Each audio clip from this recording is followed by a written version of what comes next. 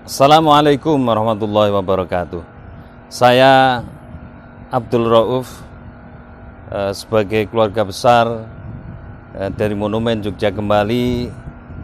Hari ini kita akan flashback sebentar tentang satu peristiwa perjuangan yang luar biasa yang terjadi 73 tahun yang lalu, yaitu peristiwa serangan umum 1 Maret 49 atau juga yang terkenal dengan peristiwa 6 jam di Yogyakarta. Sahabat museum yang tercinta, peristiwa ini adalah merupakan peristiwa yang sangat bersejarah sekaligus peristiwa yang sangat penting bagi bangsa Indonesia, karena 1 Maret 1949 tidak sekedar upaya untuk merebut kembali kota Yogyakarta dari tentara Belanda. Namun 1 Maret 1949 adalah juga sebagai bukti kepada dunia internasional bahwa kita membuktikan kepada dunia bangsa Indonesia masih ada, sekaligus TNI kita masih mampu untuk mempertahankan kemerdekaan. Peristiwa ini tentunya adalah peristiwa yang sangat terkait dengan peristiwa Jogja Kembali. Dan 1 Maret 1949 ini dipimpin oleh Komandan Wehrkreis III, yaitu Letnan Kolonel Soeharto, yang pada saat itu bersama pasukannya secara serempak menyerbu markas-markas tentara Belanda yang ada di Yogyakarta, dimulai pada jam 6 pagi sampai dengan jam 12 siang. Tentu peristiwa ini sudah dirancang sekaligus direncanakan sejauh mungkin oleh Letnan Kolonel Soeharto, di mana saat ibu kota Republik Indonesia diduduki oleh militer Belanda, maka tentu Jogja sebagai ibu kota harus direbut kembali. Maka dengan itu 1 Maret inilah satu langkah yang tepat, karena dengan serangan 1 Maret ini atau 6 jam di Jogja ini, TNI kita bisa berhasil menguasai ibu kota Republik Indonesia yang ada di Yogyakarta. Tentu peristiwa ini melalui perjuangan yang berat sekaligus pengorbanan yang begitu besar dari para pejuang kita. Kita lihat ke belakang, ya, di sana ada daftar dari nama-nama pahlawan kita yang gugur selama kelas kedua di wilayah Wehrkreis III, dan sebagian besar dari nama-nama tersebut adalah pejuang-pejuang kita yang gugur saat peristiwa serangan umum 1 Maret 1949. Nah, sahabat museum yang tercinta, akibat dari serangan umum 1 Maret 1949, maka kemudian Dewan Keamanan PBB melalui Komisi 3 Negara mempertemukan Indonesia dengan Belanda dalam perundingan Roem-Royen yang akhirnya ditandatangani pada tanggal 7 Mei 1949. Ini adalah perundingan yang sangat menentukan nasib bangsa Indonesia pada waktu itu, dan hasil ataupun isi dari perundingan tersebut antara lain Belanda harus mengembalikan tawanan-tawanan perangnya, sekaligus juga menarik seluruh pasukannya dari wilayah Republik Indonesia.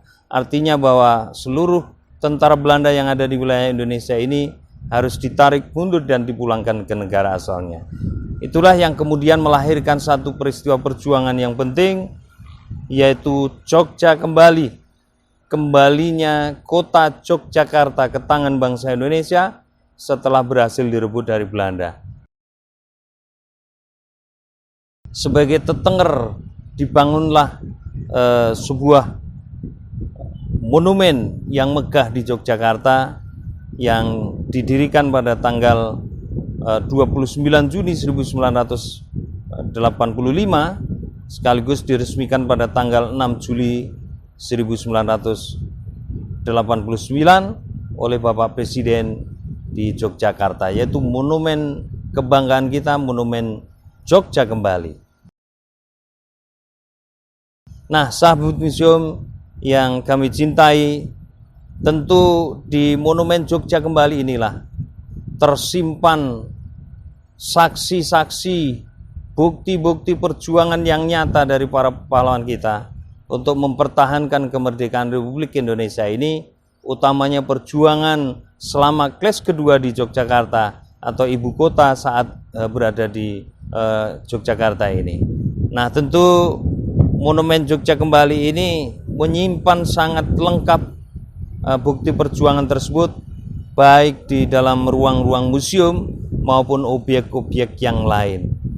Nah, di ruang museum tentunya nanti sahabat museum tercinta akan menyaksikan secara langsung bukti-bukti perjuangan itu, antara lain perjuangan-perjuangan yang atau benda perjuangan yang pernah dipakai oleh para pahlawan kita, antara lain yaitu Bapak atau Panglima Besar Jenderal Sudirman dan juga tokoh-tokoh yang lain, termasuk benda perjuangan yang pernah dipakai oleh pemeran utama dari Jogja Kembali, yaitu Sri Sultan Hamengkubuwono ke-9. Nah, selain ruang museum, di monumen Jogja Kembali ini juga dilengkapi pula dengan koleksi diorama, koleksi relief yang sekaligus juga menggambarkan peristiwa-peristiwa perjuangan yang terjadi dari tahun 45 sampai dengan 49. Ya, kemudian lantai terakhir koleksi di monumen Jogja Kembali adalah ruang Gerbagraha. Ruang Gerbagraha ini adalah ruang yang difungsikan sebagai tempat untuk mengenang kembali peristiwa perjuangan bangsa Indonesia, sekaligus difungsikan sebagai ruang hening, ruang untuk berdoa, sekaligus mendoakan para pejuang kita. Itulah yang ada di monumen Jogja Kembali ini, dan tentu kita sebagai generasi muda wajib untuk melestarikan bukti-bukti perjuangan ini, yang sekaligus juga kita diwajibkan untuk menghargai dan sekaligus berterima kasih kepada para pahlawan, karena atas jasa dan perjuangan serta pengorbanannya kita bisa menikmati kemerdekaan yang indah seperti sekarang ini. Yogyakarta menjadi termasyhur oleh karena jiwa kemerdekaannya. Hidupkanlah terus jiwa kemerdekaan itu. Itulah pesan Presiden Soekarno saat terakhir beliau sebelum meninggalkan ibu kota Republik Indonesia yang ada di Yogyakarta ini. Dan tentunya kita juga mengutip satu pesan dari Presiden Soekarno yang lain, yaitu jas merah, jangan sekali-kali melupakan sejarah.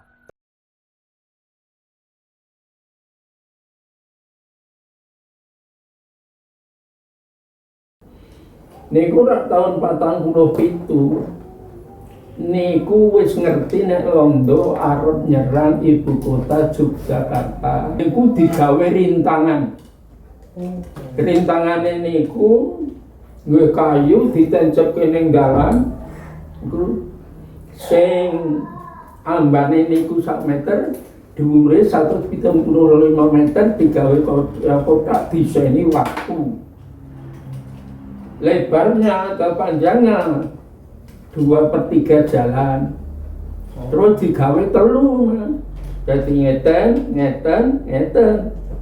Nah, itu dengan maksud kendaraan Belanda terhalang oleh itu. Ini buatan kerupat, hanya beberapa yang saya ingat hanya dekat SR itu. Terus ada jalan itu yang sudah dilubang. Jadi waktu niku kendaraan jan-jane angel iki Pak Tujuh mlaku to tapi kuwi arang posisi. Ya. Terus akhir awal tahun 48 Januari niku mriki dibantu pasukan Siliwangi seko Jawa Barat. Jawa Barat ya. Ya, bermarkas di bekas pabrik tebu Serobulu. Jadi jalan dari pabrik ke Hulu itu ada jalan sepur tebu yang bukannya bawa niku. Ini ada ceritanya ya. Jadi cerita ini uang. Nah, untuk teko niku bocah kula pun turun masjid, turun serambi masjid bocah-bocah niku. Esuk-esuk wonten serangan. Musim tanam padi kula do ning sawah ndelok kok ana pesawat kan nang dhuwur kutha Ngayogyakarta. Lah wong-wong tuwa niku do cerita kae latihan perang TNI sebabe ibu kota RI arep diserang Londo, ora ngerti nek Londo kan. Dereng ngertos nggih. Dereng ngertos. Anjur wong-wong niku rene wiwit taun 47 awal niku wis di Riki niku disiapkan nggon pos rondo niku. Alat pemadam kebakaran, pesal boten alat wong biyen. Tepak jenengane. Tepak niku anaman bambu persegi ngoten niki nggih swidak antarane urane swidak 80 warna-warna. Digarani pring nek ana kebakaran kuwi nggo nepak jenenge tepak men orang. Terus gantol niku gantoli usuk-usuk nek senten bakar niku digawe saka bambu. Hingga kira-kira dawane itu 2,5 meter ning sak dungklake niku dadi mula digantol ben iso gantol. Niku kula umur dadi umur 8 badhe mlebet sekolah niku peristiwa kampung niku kelingan ngeten. Terus nggon pos ronda niku ditingkatke sing do-rondo kon nggawa gaman saenenge kaya to duran pacul. Itu semua orang yang lewat yang tidak dikenal malam hari itu oleh Regu Ronda ditangkap. Diinterogasi sebab orang sudah curiga itu mata-mata Belanda, lalu diserahkan pada OPR, Organisasi Pertahanan Rakyat. Nah ini mulai gawe tahun 47. Jadi tahun 47 itu kan keadaan panas, situasi negara sudah tidak aman, kota Yogyakarta mau diserang, padahal kota Yogyakarta ibu kotanya tahun 46 itu. Jadi curigai kalau tidak jelas ya terus diserahkan itu. UPR itu tugasnya pengawas, Mas. Ya, serahkan pada UPR. Nah, kembali lagi pos ronda itu juga ada goni. Nek kalau senjatanya nek ronda bisa nggawa klenyem. Klenyem itu alat untuk menggali lubang kalau menanam tebu. Nek wong Jawa muni strip. Itu klenyem. Terus duran pacul, kalau ada yang punya pedang ya pedang, ada bambu runcing itu. Kembali lagi ya Mas. Iya. Ketika Jogja diserang, orang saling bertanya di sawah, tapi kebanyakan masih menganggap latihan. Setelah sholat zuhur, kembali ke sawah, terkejut karena mulai pukul 2 itu pengungsi banyak yang lewat rel kereta itu ke barat. Nah, setelah itu orang baru, wah ini mungkin kota Yogyakarta diserang. Yakinnya itu, semula yakin, belum yakin betul ketika belum melihat itu. Semula hanya pagi-pagi gitu kalau latihan, tapi orang-orang bertanya, loh jamnya kan kereta api. Kereta api Kutha Arjo ke Jogja jam 7 pagi kok nggak lewat. Terus yang satu menimpali jam kereta api jam 5 jurusan Kutha Arjo tadi juga tidak lewat. Terus sepur, kalau sekarang ekspres, kalau orang dulu bilang sepur dur. Jurusan Betawi Pukul 8 juga tidak lewat. mestinya di kota Yogyakarta ya ada peperangan. Yakin setelah ada pengungsi itu. Ya, pengungsi itu mulai 2 sampai maghrib itu belum berhenti. Orang-orang sekitar jalan kereta api tanya baru ngerti kalau Yogyakarta diduduki Belanda. Yang terakhir itu sudah kemalaman. Ya pengungsi itu sampai sebelah desa jalan ini di kereta api itu ada orang 30. Terus dia menginap di rumahnya. Ini sekarang dipakai untuk Dr. Wati. Itu kan dulu milik Mbah Ibu Mertowirdoyo. Kabungnya dia cari. Ternyata pengungsi itu dari Notoprajan dan Wiro Braja. Kurang 30 itu. Nah setelah pagi itu ada beberapa orang, saya tulis berapa orang itu saya lupa. Itu yang tidak tahan di situ. Karena ngerti kalau serontakan itu rumah Letkol Soeharto mesti jadi sasaran. Jadi orang 30 itu kalau tidak salah tinggal berapa orang, itu yang saya ketahui. Mungkin 13 orang atau berapa. Wong yang nginap di rumah sini itu 3 orang. Itu dari Wiro Braja yang tidak mau pindah. Kalau itu 30 itu selainnya mungkin antara kita 17 orang lari ke Moyudan. Karena di sini takut itu.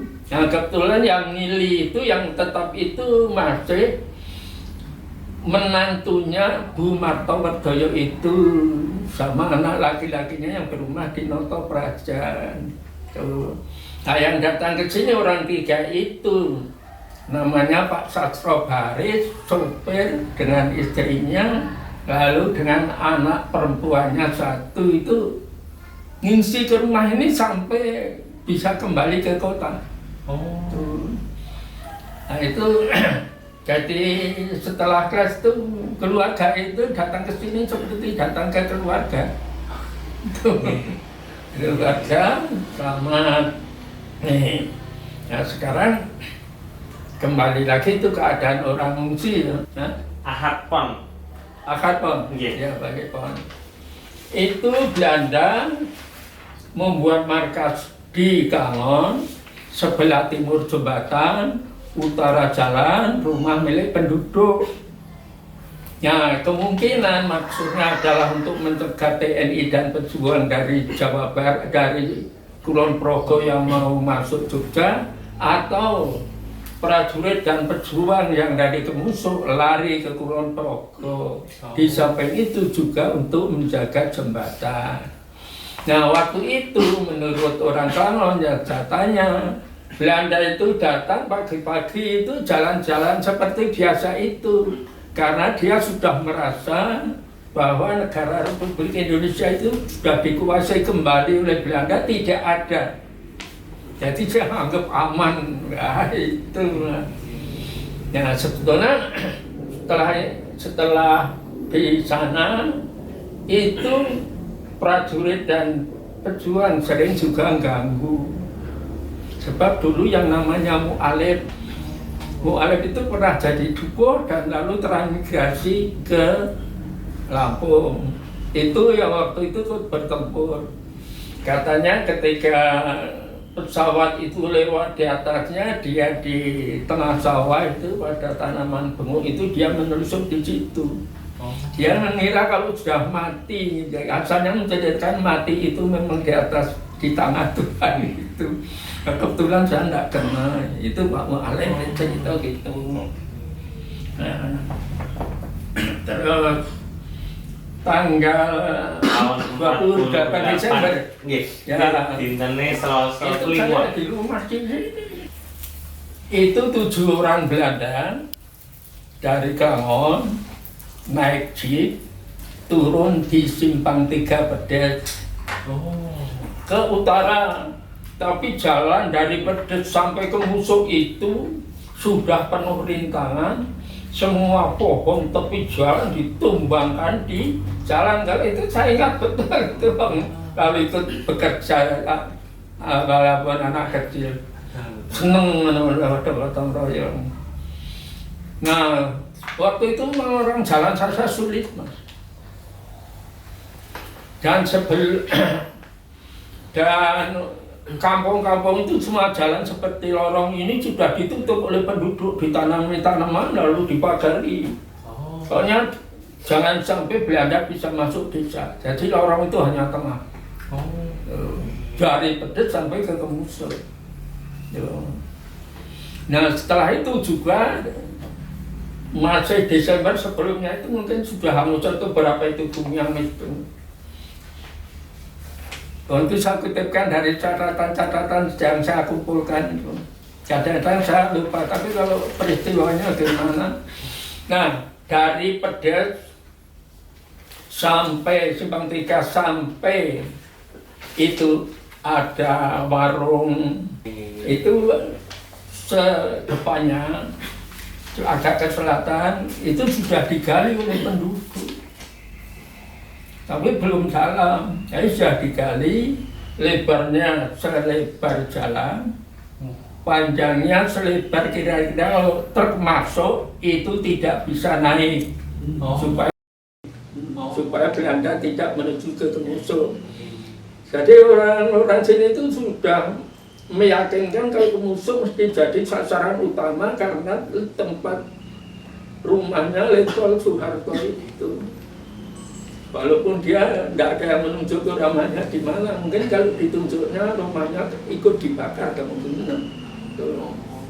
Nah, 7 orang Belanda itu jalan setelah lewati rel di depan itu Dokter Herwati itu orang sini, rumah sini namanya Katiman sedang merumput. Orang-orang sudah tahu ada Belanda masuk karena sudah dapat kode dari OPR ada penerangan tadi. Itu yang ngisi tempatnya ibu itu bubut-bubut suket di kebun saya ini. Tuh, Belanda sampai di situ tidak menjumpai orang, satu pun tidak berjumpa. Ketemu Katiman yang sedang merumput. Ditanya, kalau tanya Belanda kan Neman. Katiman itu sudah mungkin dapat pelajaran dari mana, dijawab nopo ndoro bojongoto sopo pisanan dari ditekoke sopo sing ngetroki yang menebangi pohon-pohon ditumbangkan ke jalan boten ngertos ndoro ngerti omahe Soeharto boten ngertos ndoro. Tanya apa saja dijawab boten ngertos. Dasare wong ya ngarit to, pakaian zaman semuanya pakaian larang, nganggo pakaian ting serantil nggawa kerancan. Londo lunga dheweke mulih. Nang kene cerita tekoni londo apa sing diceritake kuwi lan nalika nek ora gelem ningkrehke rintangan kuwi penduduk Kemuso arep diresiki sak cindil abange dihabiskan. Nah, setelah itu ngomong terus 5 Januari tahun 49. 49 nah. Nggih. Ya nek bumi hangus iki tanggal 22 Desember kalau tidak salah. Kalau waktu bumi hangus itu saya ikut ke stasiun Rewulu loh Mas, bakar gudang gula itu. 22 Desember. Jadi sebelum Belanda ke Klangon udah ada bumi hangus. Termasuk itu, membuat rintangan itu. Nah itu waktu itu saya ke stasiun karena anak kecil. Anak-anak ya, yang saya cari itu cuma karcis itu kan diberi tanggal gitu. Wah, yang saya cari itu sudah kedaulatan anak yang lain. Jadi menyaksikan gudang gula dibakar, stasiun dibakar, terus itu. Termasuk SR Pedes, jadi semua bangunan Belanda yang diperkirakan bisa untuk markas dibakar. Jadi sebelum ke Klangon itu. Jadi mungkin SR Pedes kalau tidak tidak dibakar dipakai untuk markas. kemungkinan. Tuh. Nah, kembali lagi setelah itu sudah semuanya bersih ya. Ya, orang-orang sudah mulai oleh para pejuang disarankan untuk membuat bunker. Bunker tahu? Tempat berlindung. Itu hanya galian lemah tanah dalam 2 meter, lalu di atasnya itu ditutup pakai BGTP atau apa adanya, asal tidak kehujanan. Itu kalau ada pertempuran disarankan atau dengar ada tembakan rame disarankan segera masuk ke bunker itu. Itu penerangan itu dulu orangnya ya dikumpulkan dari mulut ke mulut para pejuang itu menyarankan tuh. Nah, sekarang tanggal itu sudah disingkirkan ya. Itu tanggal 7 Januari semua Kliwon itu mulai operasi ke Kemuso. Ono ora tanggal 7 Januari semua Kliwon. Itu serangan ke sini itu Jumat Kliwon loh, sampai saya tanya kenapa Belanda kalau menyerang besar-besaran kok semua Kliwon. Itu jadi masih tanggal 6 Januari Setu-Regu Belanda dari Kangon turun di Pedes, terus masuki kampung di Pedes, masuk, jadi sudah masuk Karanglo sekitar itu. Penghuninya tidak ada karena semua mengungsi. Nah, kebetulan ada satu rumah yang dihuni oleh Pak Josetomo Solet, itu bekas penjaga SR Pedes. Nah, dia ditangkap, lalu kedua ibu jarinya itu diikat pakai kabel. Di situ saya terangkan kok. Nah, setelah itu kan jadi sandera. Sampai Panggang disuruh menunjukkan rumah perangkat di kelurahan. Nah, ditunjukkannya tempat Bapak Kepala Dukuh jenengane Mangun Sahar. Orangnya di rumah ditangkap ya sama diikat itu. 2 orang ini diajak untuk menunjukkan rumah Kepala Bagian Keamanan jenengane Pak Joyo Wigeno di Serotaan Utara ini loh, rumahnya menghadap utara nanti kalian. Nah, kebetulan Pak Joyo Wigeno itu kan baru pulang dari memimpin itu. Kebetulan kok waktu menggali lubang itu Belanda belum datang gitu. Karena dia keamanan, ya, mungkin cuma jalan kaki, entah bersepeda, saya tidak tahu. Waktu itu sepeda masih jarang. Baru saja masuk rumahnya sudah dikepung oleh Belanda. Tuh. Terus dia lari sembunyi di kolam. Nah, disitulah beliau itu ditangkap. Kolamnya sampai sekarang dilestarikan, ada di depan rumah nanti kalau lewat. Tuh. Nah, beliau ditangkap sama nasibnya ibu jarinya di itu.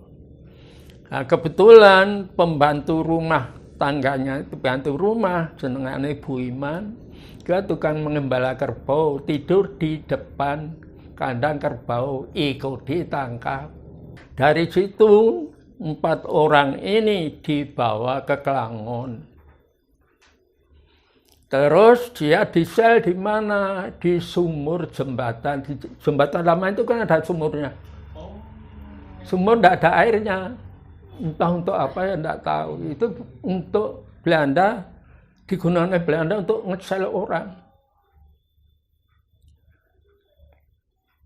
Rupanya mulai pukul 12 atau pukul berapa, serdadu Belanda itu niat menyerang Kemusuk jalan kaki. Rupanya Pak, ini kalau analisa orang-orang tua saya tanya, rupanya Bapak Joyo Wigeno itu sudah merasa kalau dirinya mati. Lalu dari perempatan Sedayu belok ke utara belok kiri. Mendekati stasiun Sedayu, Pak Solet itu ditembak. Kemungkinan karena lelah semalaman tidak tidur tuh. Nah, dilanjutkan padahal utara stasiun Sedayu itu kiri kanan sawah luas. Nah, waktu itu seandainya tentara mau menyergap juga bisa. Nah, sampai desa Blendung, di sana ada markas Brimob. Tapi Brimob juga tidak mau menyerang dengan pertimbangan yang banyak korban di pihak rakyat. Dilanjutkan sampai ke utara namanya Pasar Krempeng. Padahal kiri kanannya sawah luas. Andai kata TNI karo Brimob nyerang entek lho. Tapi pikir itu tadi. Sampai simpang 3 Tumut. Nah, di situ Belanda belok kanan menuju Desa Tempel, wilayah Argomulyo paling utara.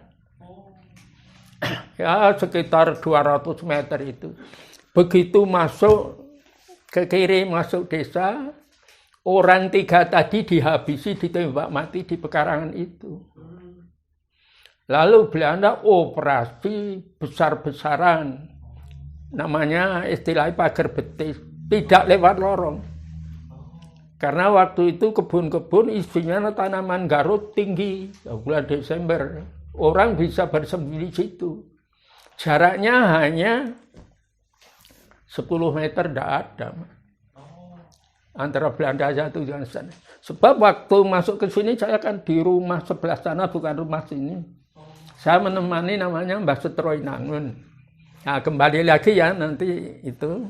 Nah, setelah begitu masuk, rumah digeledah. Ya. Sebagian besar setelah keluar dibakar. Terus yang lewat tepi dusun dekat sawah menembakkan senjatanya ya secara ngawur, udah membabi buta. Mungkin menganggap orang-orang laki-laki ada di situ. Terus coba saja bayangkan, rumah kebanyakan bambu. Suara bakaran rumah dan campur dengan suara senjata, baik yang di tepi maupun yang di tengah. Itu kan bayangkan, ngeri enggak itu? Orang-orang tua, orang ibu-ibu dan anak-anak cuma mengeluh. Nangis dah. Doa moga-moga suaminya tidak tertembak. Lalu sampai musuh lor, di situ ada orang 5 ditembak di kuburan itu, mati. Terus ke selatan itu masuk kuburan Gedong di pekarangan saiki nggo omahe rumahnya Pak Probo. Itu kan orang satu ditembak, Merto Salimin atau siapa, jurnal lain kuburan Gedong, lore, Mul Slamet ku ditembak, isih kojel-kojel, diseret, duncalke nggon kampung Damen sing diobong. Ngeri banget itu. Sampai di situ, terus di pojok serontaan, nggon lapangan tenis, sirek lore kae. Belanda yang tepi sawah itu mengarahkan tembakannya ke Gunung Jepati. Kayak wetane kulone jenenge Gunung Asu. Nah, kebetulnya ayah tirinya Pak Harto, ayahnya Pak Cipto, ayahnya Pak Probo, ayahnya Pak Wito, ayahnya Bu Basira, ayahnya Bu Bersina itu tertembak. Lalu di sana dibuat monumen ada, Mas. Tuh. Sampai sebelah timur saya itu namanya ada pekarangan agak tinggi dari sawah. Kalau di situ tidak saya tulis jenengan Gunung Jaran, itu disebut Gunung Jaran. Sehingga dari atas itu kalau orang bersembunyi di pematang tampak itu ada 2 orang ditembak. Tuh. Lewat. Jadi setelah masuk kampung Bebusan, itu Belanda tidak membakar rumah, tidak meletuskan senjata. Tuh. Kalau orang menganggap bubusan hebat, Belanda tidak bisa meletuskan senjata. Tapi itu memang taktik. Karena mau melewati bekas jalan kereta api kan lebar. Nah, dia nanti kalau keluar, mungkin diserang dari barat atau dari timur oleh TNI. Oleh karena itu dia yang sudah sampai di jalan kereta api itu tidak duduk di bekas jalan kereta api itu, tapi di tepi jalan. Nah, setelah di tepi desa, setelah temannya masuk, itu masuk desa sebelah selatannya namanya Desa Watu Gajah. Namanya Mbah Setomo itu kakek tua. Habis buat kayu masih memegang tabit. Belanda datang, dia berdiri, tabik tuan. Dia ditembak di hadapan anak perempuan dan cucunya, mati. Dah matahari hampir tenggelam, Belanda turun ke selatan, sampai di Karanglo atau Pedes itu menembak 2 orang yang baru pulang dari sawah. Pas serangan 1 Maret niku pejuang enten ingkang bermarkas di sini enten mboten? Oh, diserang dulu Belanda. itu yang namanya markas itu mengkoyo simbol kok, Mas. Gumbut sok waya-waya. Tapi pasukannya itu udah di tempatnya penduduk. Jadi umpama markas diserang Belanda itu ora bakal ketemu wong. Tapi belum pernah markas diserang kan begitu. Ora ada diketahui. Dan tentara ngono sing ning Bibis. Itu kan tempatnya Pak Harto. Bertahan di situ. Kalau pulang kan lewat jalan itu pakai kuda lalu nyebrang ini Pelabuhan. Untuk rumah. Tuh. Nah, kembali lagi itu. Ini setelah serangan Itra Glondong. Glondong itu pernah diserang tanggal piro ya. Itu saya kan umur 9 tahun. Saya datang ke itu halaman rumah Ibu Martawardaya, Bu Dokter itu. Ngumpulnya kan di situ. Dulu di situ itu sawahnya tinggi, Mas, belum seperti sekarang. Jadi banyak yang tidak ditanami padi karena pengairannya sukar. Nah, di situ kumpul tentara dan pejuang jam 4 sore. Saya masih ingat betul itu. Terus kakak saya almarhum Jauhari itu yang ngurusi makan. Nah, orang Serontaan ini do iuran ngedeki dapur umum.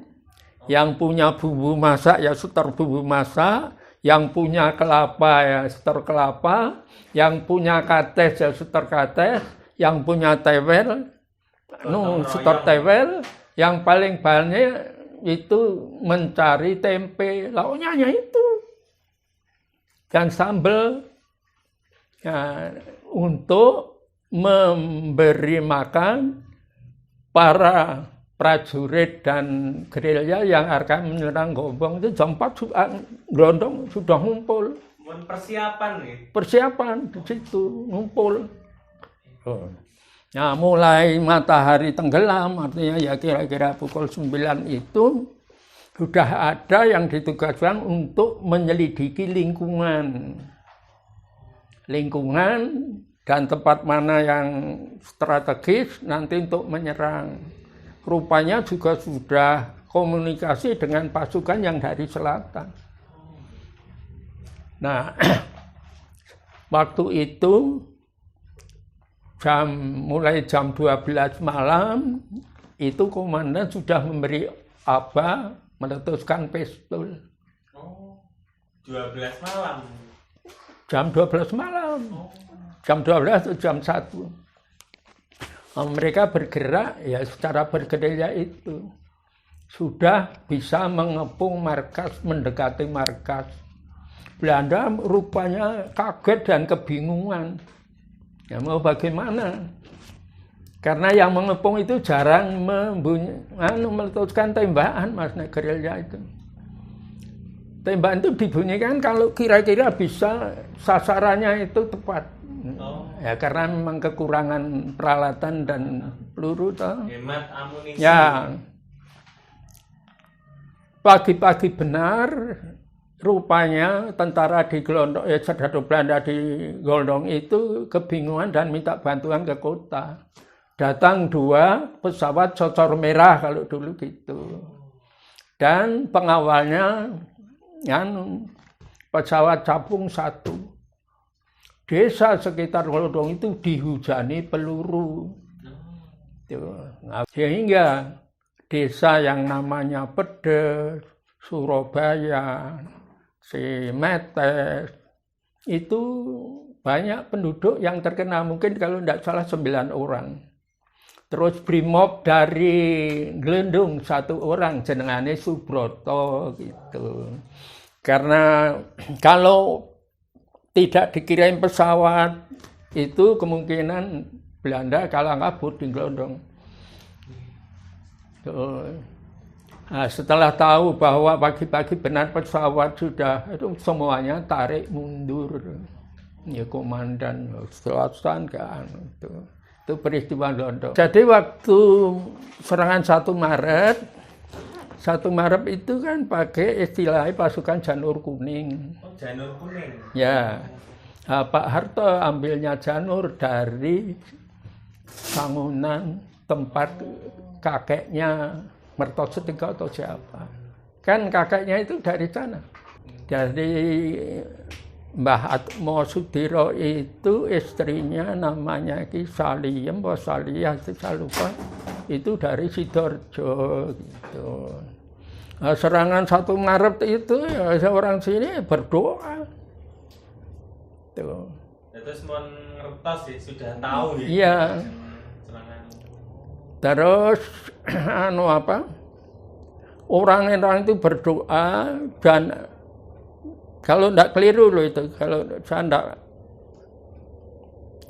tidak ingat, kayaknya pentungan dan beduk itu sudah ditabuh pagi selama serangan itu. Dan orang-orang berdoa, Rene Kejawen, ada yang rumah itu orang membuat kates itu digantung, ditanya biar Belanda mati digantung. Dan ada kupat luar tahu enggak? Kupat luar itu kupat yang sebelum jadi, itu maksudnya biar kita menang dalam perang.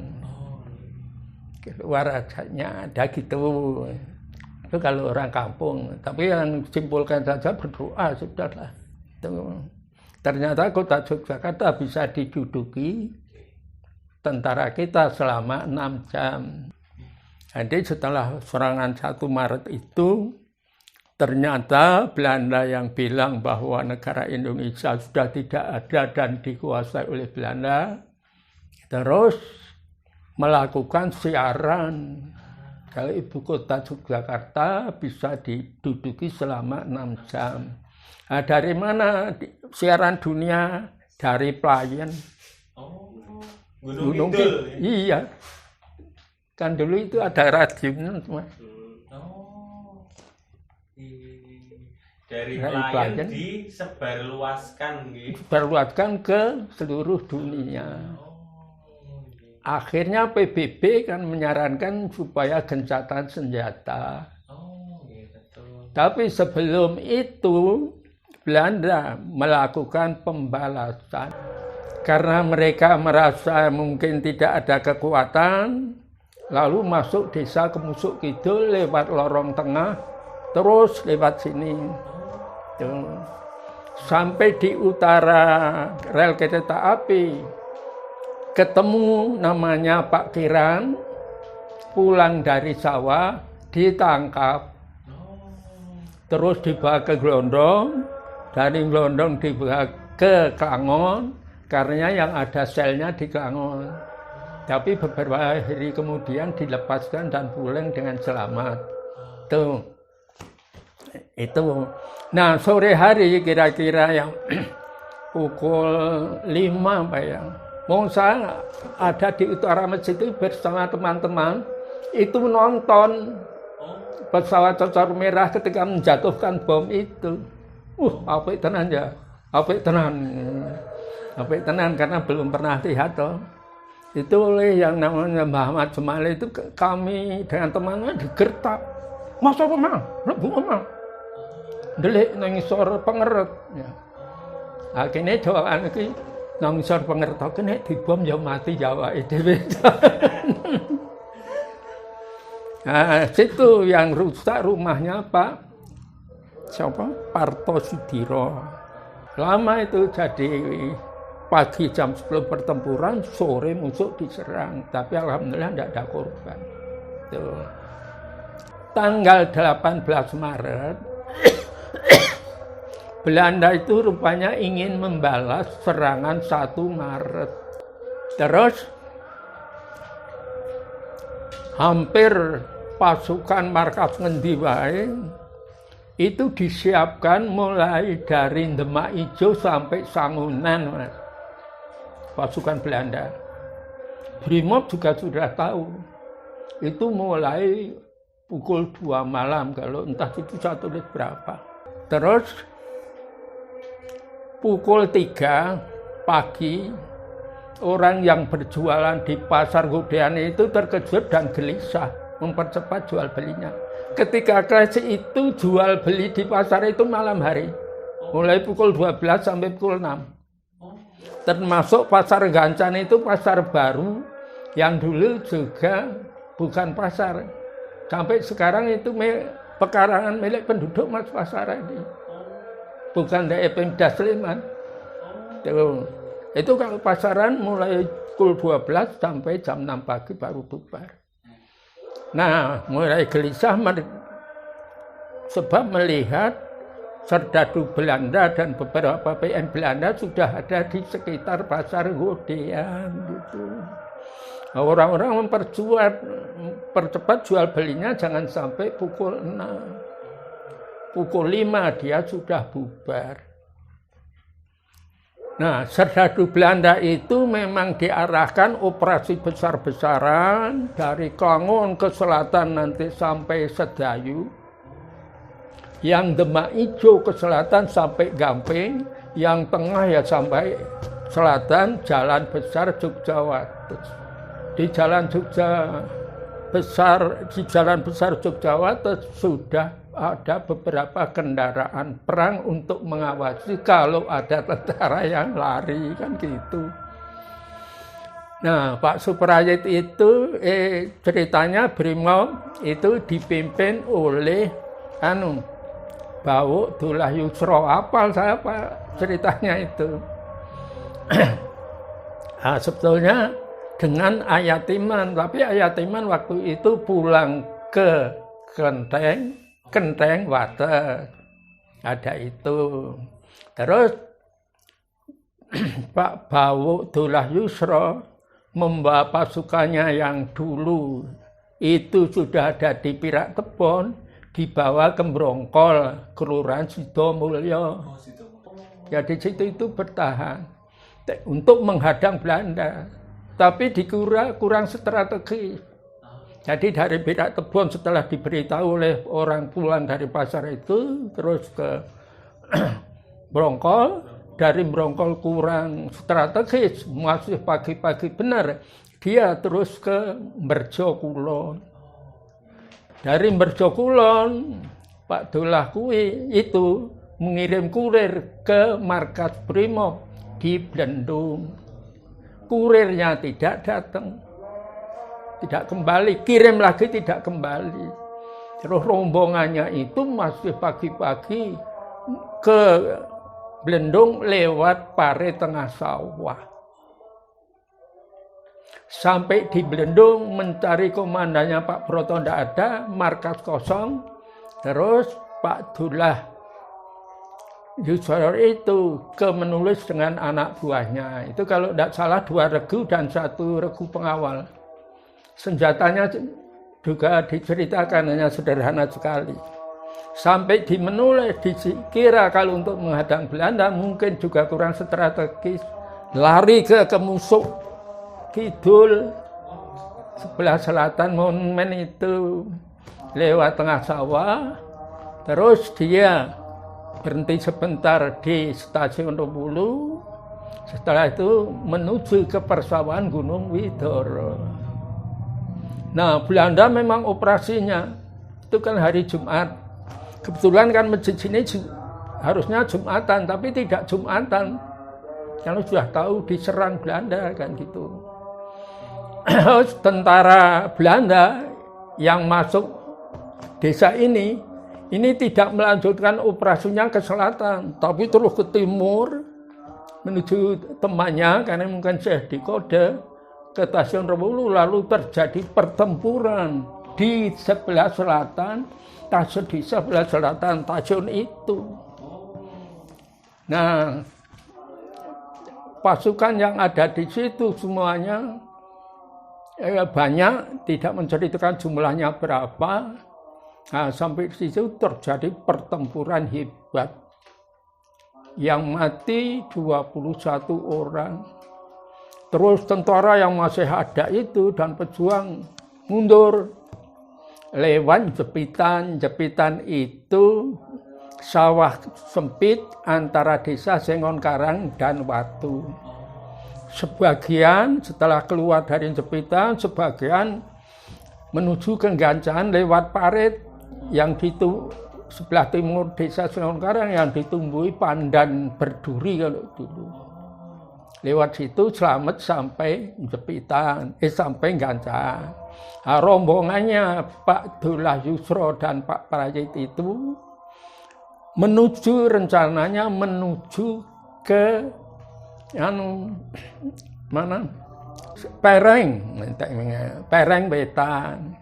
Tapi baru sampai desa Sengonkarang, baru desa Ngaran ke Balai Catur, di jalan besar ternyata ada beberapa kendaraan perang milik Belanda. Akhirnya beliau sak rombongan memutuskan diri masuk ke sawah yang padinya mulai menguning, lalu badannya ditutup dengan lumpur dan jerami, menunggu sampai Belanda pergi. Nah, setelah itu masih sudah mulai gelap. Nah, rombongannya Pak Dullah itu mungkin anak buahnya juga ada yang mati karena bukan melihat tempat pertempuran. Ternyata ditemukan itu 23 kalau tidak 20 orang itu. Yang 18 itu bisa ditemukan identifikasinya. Yang 2 kalau tidak 3 itu tidak diketahui. Akhirnya yang 2 atau yang tidak diketahui dikuburkan di Sengonkarang, di desa Sengonkarang, yang jenazahnya dimakamkan kembali tahun 91 di makam Somenggalan itu. Itu ngubur nang ngisor dapuran pring. Sebab waktu pemakaman kembali itu saya diikut sertakan pencari makam-makam bekas korban perang.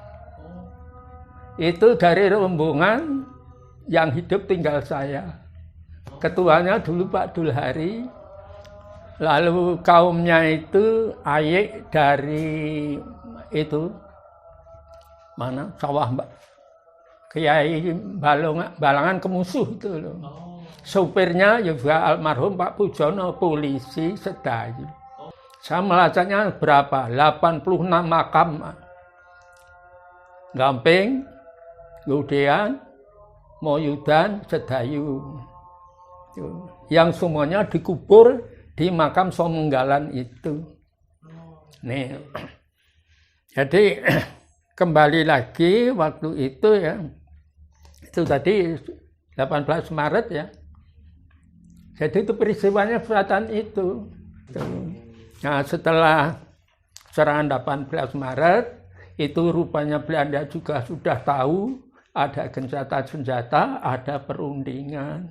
Oleh karena itu tidak melakukan aktivitas apa-apa, cuma jalan-jalan. orang-orang kembali ke sawah biasa, tenang, sudah mendengar kalau Belanda sudah itu. Jadi waktu itu sebetulnya di masyarakat di sini itu penduduk disarankan pintu-pintu rumah jangan dikunci siang dan malam. Nanti dirusak Belanda. Terus kalau masak malam hari, nggak boleh siang hari. Terus lampunya kan sentir, taruh dalam anglo. Karena dulu rumahnya kan masih sederhana, gentingnya itu masih ada, dari atas kalau ada lampu kan tampak. Terus kaca-kaca sudah ditutup, seingat saya itu. Dan orang tidak berpikir untuk makan masa depan. Siapa saja yang mampir ke rumahnya, kok itu tentara apa pejuang, mesti dikon mangan. Nah, saya dulu ya, apal saya lali mas. Peluru pistol ki kok ngene iki, peluru stand kok ngene iki, peluru 12,7 ki kok ngene iki entuk kelongsongane kuwi. Kalau peluru-peluru itu digawa londo tiba itu saya kumpulkan. Nanti taruh di kebun, ditutup apa gitu. Nanti kalau ada tentara lewat suruh ambil. Anak-anak seperti itu. Lek saking sengite karo londo apa mas, anak-anak itu dine roti iki londo lunga ora dipangan, pakake pitik. Kita carane mungsuh. Yuranane monumen itu kan sebetulnya memberikan tahu kan pada generasi penerus bahwa dasar pemikirannya kan bahwa untuk menegakkan, menjaga dan mempertahankan negara Republik Indonesia yang berpancasila diproklamirkan tanggal 17 Agustus 45 itu banyak memakan korban dari rakyat, para pejuang dan juga pejuang bersenjata yang berlawanan langsung dengan Belanda. Yo belajar generasi seperti jenengan barang kuwi yo piye le do arep dandani supaya bisa apik.